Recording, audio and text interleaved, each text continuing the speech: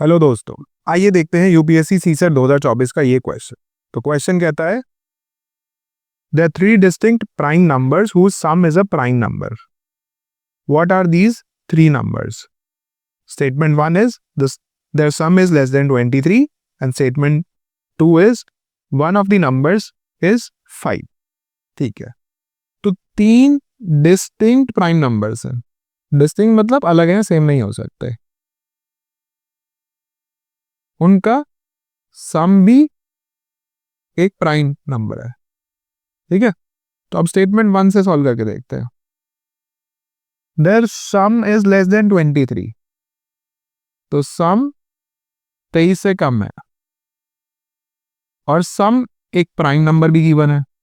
तो सम क्या हो सकता है, हमें देखना पड़ेगा all the numbers less than 23 which are prime. तो 2 से स्टार्ट करते हैं। 2 3 5 7 11 13 17 19, तो 23 से कम ये प्राइम नंबर्स होते हैं। अब आपको देखना है क्या मैं तीन प्राइम नंबर्स डिस्टिंक्टली आइडेंटिफाई कर सकता हूं जिनका सम प्राइम हो और वो 23 से कम हो।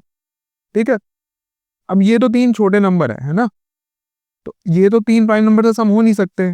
क्या 7 हो सकता है? 7 के लिए इन तीन को ऐड करना पड़ेगा। इन तीन को ऐड करिए, 2 और 3 5 और 5 10, है ना, 10 आ सकता है। तो 7 is not a sum of three prime numbers. ये भी सम ऑफ थ्री प्राइम नहीं है, ये भी नहीं है, ये भी नहीं है, ये भी नहीं है। अब 11 देखिए, हमने बोला था इनका सम कितना आ रहा है, 10। इनका कितना आएगा, इसको हटा दीजिए, 2 और 3 5 और 7 12। 11 आ रहा है? नहीं आ रहा है। अब इसको हटाएंगे तो और ज्यादा सम हो जाएगा, तो ये भी सम ऑफ थ्री प्राइम नंबर्स नहीं आ सकता। ऐसे ही आप 13 देखिए, है ना। अब इनमें से देखिए, एक चीज गौर करने वाली है, 2 एक इवन नंबर है ना, और बाकी सारे ऑड नंबर्स हैं। अब दो ऑड नंबर को ऐड करोगे इवन आएगा, 2 भी इवन है, तो 2 को किसी भी तीन नंबर्स के सम में इंक्लूड करोगे वो इवन आएगा, है ना। तो 2 added to other two prime numbers would not give me a prime number, है ना। तो 2 को तो इग्नोर ही करना है आपने। क्यों करना है? बिकॉज 2 इवन नंबर है, बाकी दो प्राइम नंबर्स जो होंगे वो भी इवन ऐड होंगे, तो इवन प्लस इवन इवन आएगा, है ना। तो 2 तो सम में नहीं आ सकता, तो 2 को हटा दीजिए। अब देखिए 13 बन सकता है, 7 5 3 और 5 8 और 7 15, तो 13 भी नहीं बन पाएगा बिकॉज मिनिमम यही आ रहा है। 17 बन पाएगा, 3 और 5 8 7 15, है ना। तो अब इसको एक्सक्लूड कर दे, है ना, तो नेक्स्ट पॉसिबल क्या होगा, 5 और 3 8 और 11 19, तो 19 तो बन रहा है। किससे बन रहा है? 3 5 और 11 से,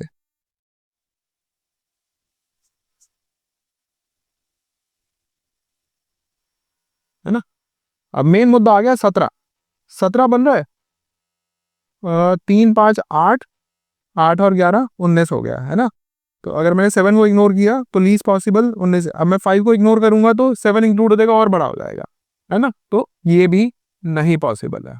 तो मेरी स्टेटमेंट 1 से मैं यूनिकली आइडेंटिफाई कर पा रहा हूं कि तीन डिस्टिंक्ट प्राइम नंबर जो कि 3 5 11 है, उनका सम एक प्राइम नंबर है ना। तो statement 1 alone can answer my question.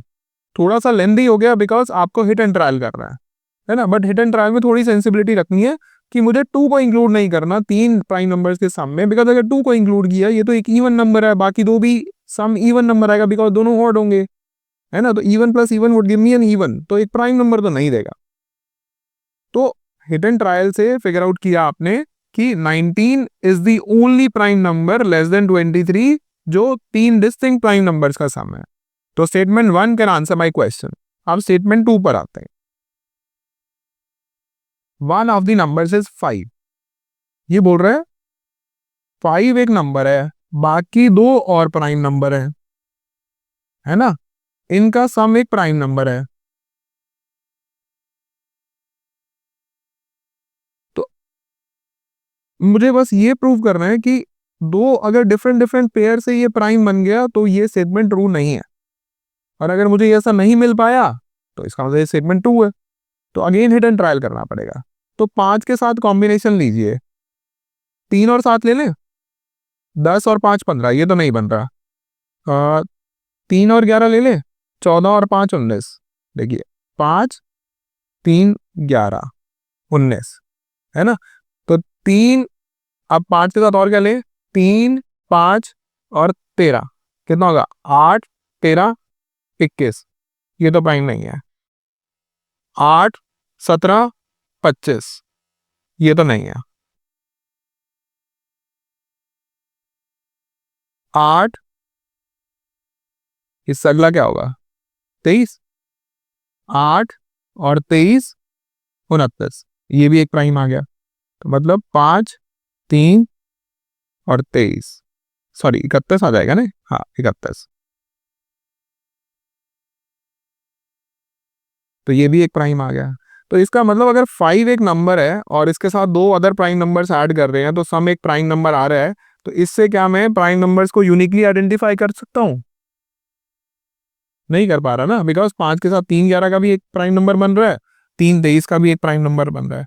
तो statement 1 alone can answer my question, statement 2 alone can not answer my question. तो दोनों को अगर मैं एक साथ बोलूं तो मैं बोल सकता हूं the question can be answered by using one of the statements alone but can not be answered using the other statement alone. Hence option A would be the correct answer here. I hope आपको ये question समझ में आ गया है। अगर आपको कोई doubt लगता है तो आप कमेंट सेक्शन में पूछ सकते हैं। Thank you so much.